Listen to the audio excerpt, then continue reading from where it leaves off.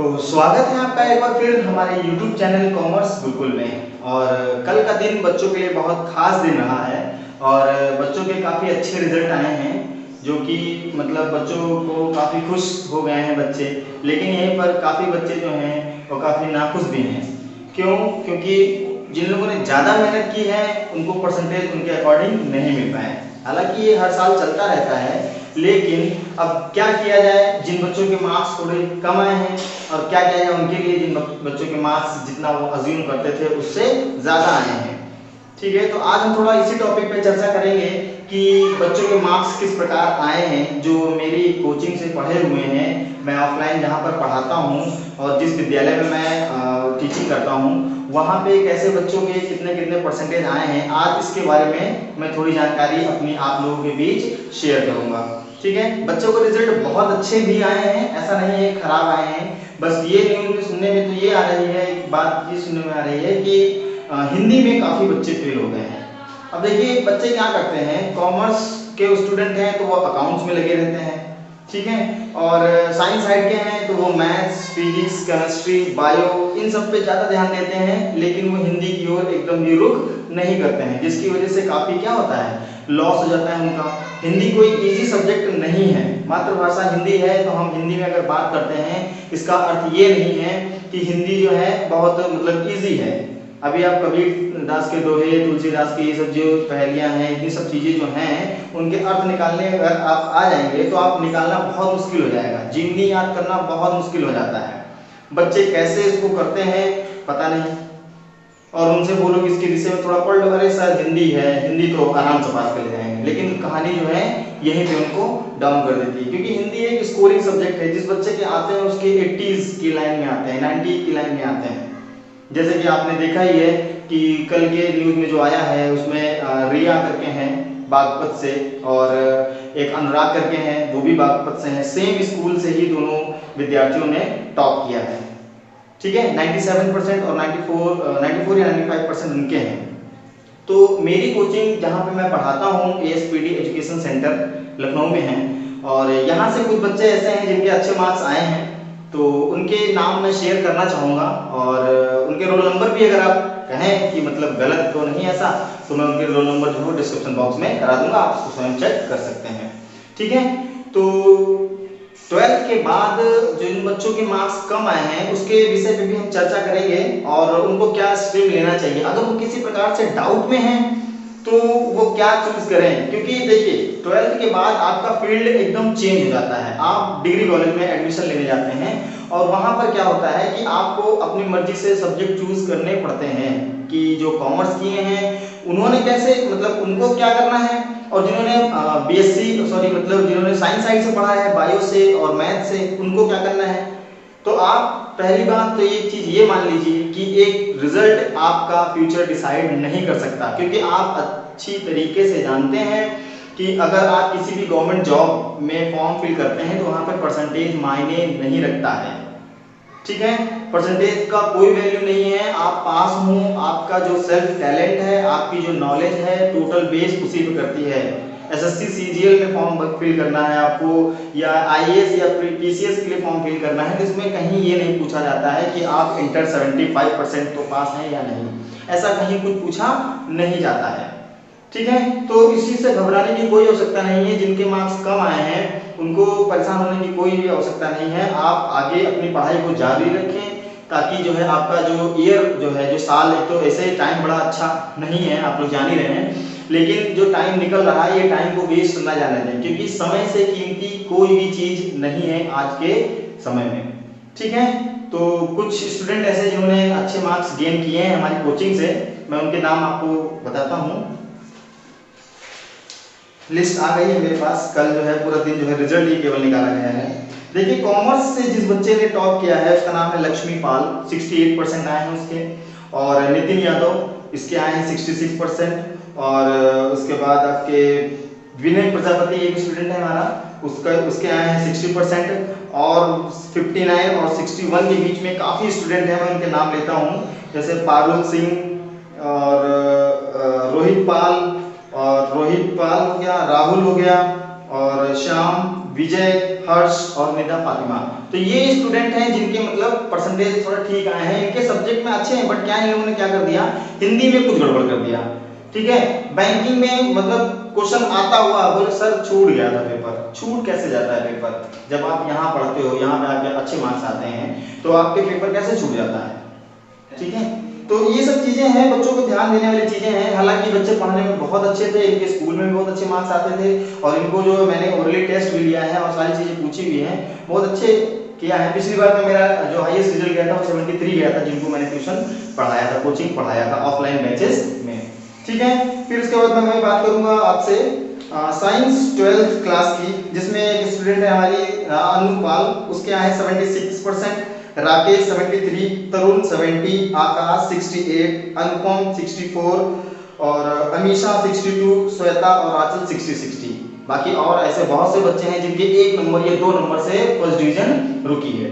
आप देख रहे हैं कि जो रिजल्ट आ रहा है उसमें काफी मतलब आपको बच्चे पास हैं, बट क्या है कि कम परसेंटेज है। तो कम परसेंटेज वाले घबराएं नहीं इस बात से कि हम आगे क्या करेंगे, क्योंकि आपको आगे जाके ये मार्कशीट दिखा के नहीं कुछ करना नहीं है, आपको आगे एजुकेशन ही करना है। अगर आप बीए, बीएससी, बीकॉम, बीबीए कुछ करना चाहते हैं तो आप इस चीज से घबराएं नहीं कि आपके परसेंटेज कम है। जिनके परसेंटेज कम होते हैं वही आगे अच्छा काम करते हैं। ठीक है, तो ये चीज मत सोच के चलिए कि आपका परसेंटेज कम है या आपका मतलब नंबर कम आए हैं तो आप जो है घबरा रहे हैं, किसी को बताते नहीं है, सेकंड डिवीजन आए तो किसी को बता नहीं रहे हैं। इस चीज से एकदम घबराइए मत। अगर आप घबराएंगे तो फिर आप अपने आप से हार जाएंगे। ठीक है, क्योंकि आपको आगे अच्छा करना है। देखिए, जब ठोकर लगती है इंसान तभी जो है सही और गलत की पहचान कर पाता है। हो सकता है टाइम आपका आज से ही अच्छा शुरू हो रहा हो। ठीक है, कोई भी बच्चा कोशिश यही करे कि जो है एजुकेशन का जो ईयर है उसको लैप ना करे। ठीक है, अगर वो लैप्स करेगा तो भी उसके लिए काफी दिक्कत हो सकती है। और हाई स्कूल वालों ने इस बार हमारे कोचिंग से बाजी मारी है, काफी अच्छे परसेंटेज आए हैं उनके। जैसे कि एक लड़की है अंशिका यादव 90% है, श्रद्धा 85, आलिया 81, इमानविल 81, नेहा 80, आरजू 79, मयंक 78, मानसी 76, आरती 75, आर्यन 74 एंड शिखर 71। तो हाई स्कूल वालों के परसेंटेज तो वैसे भी अच्छा है, क्योंकि हाई स्कूल क्या होता है कि बच्चे जो है फर्स्ट टाइम बोर्ड देने जाते हैं। ठीक है, अब फर्स्ट टाइम वो बोर्ड देने जाते हैं तो क्या होता है कि वो बोर्ड देने जा रहे हैं तो बहुत डर रहता है, खौफ रहता है, इसलिए वो जानबूझ के बहुत ज्यादा पढ़ते हैं, क्योंकि डर रहता है कहीं हाई स्कूल में अगर कम परसेंटेज आ गए तो हम आगे क्या करेंगे। ठीक है, और फिर जो 12th में जाते हैं उनका एक बार एक्सपीरियंस हो जाता है, इसलिए शायद वो ओवर कॉन्फिडेंस थोड़ा हो जाते हैं। हालांकि ऐसा कुछ हमारे बच्चों में देखने को नहीं मिला है, और फाइनली जो रिजल्ट है वो अच्छा गया है यूपी बोर्ड का पूरे, लेकिन कुछ कमियां रह गई हैं बच्चों में जो शायद उनकी वजह से उनके परसेंटेज थोड़े डाउन हुए हैं। लेकिन मैं ऐसा नहीं मानता हूं कि अगर आपकी परसेंटेज कम है तो आपकी वैल्यू कम है, आपकी नॉलेज की वैल्यू है आज की डेट में। ठीक है, मार्कशीट में आपके 95% भी आ जाएंगे तो ऐसा नहीं है कि आपका सिलेक्शन कहीं आपको इंस्पेक्टर बना दिया जाएगा या कहीं का डीएम बना दिया जाएगा, ऐसा कहीं भी नहीं लिखा है और ना ऐसा कहीं होता है। ठीक है, तो आप इस चीज को एकदम मन से निकाल दें कि परसेंटेज ज्यादा है तो इसका मतलब ये नहीं है कि आपका बहुत अच्छी चीज हो गई है, परसेंटेज कम है तो इसका मतलब ये नहीं है कि आप बहुत सी चीजों से वंचित रह गए हैं, ऐसा भी बिल्कुल नहीं है। आपकी नॉलेज ही आपको आगे ले जाती है। मैं आपसे फिर से एक बार ये कह रहा हूँ कि जिन बच्चों के मार्क्स कम होते हैं वही बच्चे आगे चलकर बहुत अच्छा करते हैं। तो जो रिजल्ट आया है आप लोगों का उसके लिए बहुत बहुत बधाई, और जिनके कम परसेंटेज आए हैं उनको बहुत बहुत बधाई इस बात की कि उनको अभी से ही पता चल गया, आगे वो ग्रेजुएशन में जो है वो अच्छा करेंगे। आप चेक कर लेना चाहें, आप ग्रेजुएशन में एडमिशन लोगे तो आपको जो बच्चे ज्यादा परसेंटेज लाए होंगे आपसे, आपके उनसे ज्यादा होंगे, ये मेरी गारंटी है, क्योंकि मेरे स्टूडेंट्स ऐसे हैं।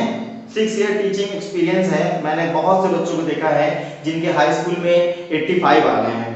ठीक है, और 12th में उनके सेकंड डिवीजन रह गए। अब बताइए, तो ऐसा नहीं है कि आपके परसेंटेज ये सब कुछ डिसाइड करते हैं। और मैं उम्मीद यही रखता हूँ कि आपके जो पेरेंट्स हैं उन्होंने भी कुछ आपको नहीं कहा होगा। सबको समझना चाहिए क्योंकि इस टाइम का जो टाइम है वो भी काफ़ी अच्छा नहीं है, ये जो समय चल रहा है वो अच्छा नहीं है, आप जान ही रहे हैं। ठीक है, तो अब आज तो मैं क्लास नहीं लूँगा, अब क्लास जो है अगला टॉपिक जो है मैं स्टार्ट करूँगा, कल जो है आपकी वीडियो अपलोड होगी। क्योंकि आज भी मुझे काफ़ी काम है, बच्चों के पास जाना है, जिन बच्चों के अच्छे मार्क्स आए हैं उनसे मिलने जाना है, उनके घर पे उनके पेरेंट्स ने बुलाया है तो वहाँ भी जाना है मुझे विजिट करने।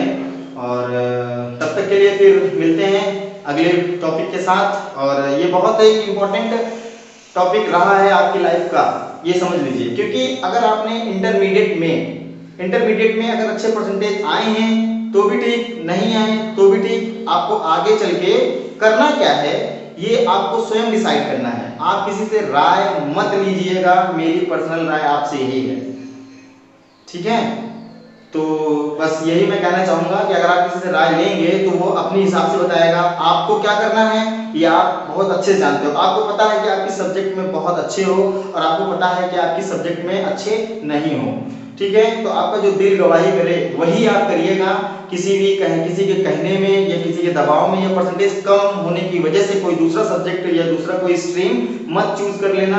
हो सकता है फ्यूचर आपका उसी में आगे अच्छा हो। मेरे खुद के जो है 2012 में मैंने 12 किया था कि किसी लखनऊ में कॉलेज है, गवर्नमेंट कॉलेज, वहीं से किया था। मेरे खुद बहुत अच्छे परसेंटेज नहीं है, ठीक है, लेकिन बस वही चीज़ है कि मैं आज जो है सीबीएसई के बच्चों को भी टीच करता हूँ और आईसीएसई के बच्चों को भी पढ़ाता हूँ। यूपी बोर्ड तो मेरा बैच चलता ही रहता है। सीबीएसई के होम ट्यूशन ज़्यादा मिलते हैं, मैं वहाँ भी पढ़ाता हूँ। और स्कूल में भी मैंने तीसरा साल है मेरा पढ़ाने का, तो मैं डिग्री कॉलेज है एक, वहाँ पर भी मैं पढ़ाता हूँ। तो मिलते हैं अगले वीडियो में, तब तक के लिए खुश रहिए, किसी प्रकार की कोई टेंशन मत लीजिए। और कल मिलते हैं अगले एक नए टॉपिक के साथ। और इस बार जिन बच्चों का 11th था, जो 12th में गए हैं, वो अपनी रणनीति बना लें, बहुत अच्छे से अपनी रणनीति बना लें, क्योंकि आपने देखा कि जो रिजल्ट आया है वो ज़्यादा खुश करने वाला नहीं है। बच्चे जो हैं खुश भी नहीं हैं, दुखी भी नहीं हैं, बड़ा असमंजस वाली स्थिति आ गई है, ठीक है। तो मैं बस यही कहना चाहूँगा कि स्ट्रेटजी बहुत अच्छे से बना लें, बहुत अच्छे से पढ़ाई करें, टाइम दें पढ़ाई को, किसी भी चीज़ को व्यर्थ टाइम ना दें कि आपके लिए जो है आगे चल के नुकसानदेह हो जाए। क्योंकि आप अच्छा पढ़ेंगे तो आपको समझ भी उतने हिसाब से ही रहेगी, आपके परसेंटेज ऑटोमेटिक ही अच्छे आएंगे। ये तो एक ब्लैक ईयर हो गया पूरे इंडिया के लिए कि मतलब इसकी वजह से भी काफ़ी इसका प्रभाव जो है वो काफ़ी मतलब पड़ा है, काफ़ी हद तक रिजल्ट पे भी पड़ा है। जिन बच्चों के मार्क्स कम आए हैं, जिन बच्चों ने पूरे साल मेहनत की है, उनके परसेंटेज कम आए, तो वो बच्चे जो है क्या है काफ़ी दुखी हो गए। लेकिन दुख करने का कोई भी आवश्यकता नहीं है, ठीक है। फिर तब मिलते हैं अगले टॉपिक में, तब तक के लिए थैंक यू।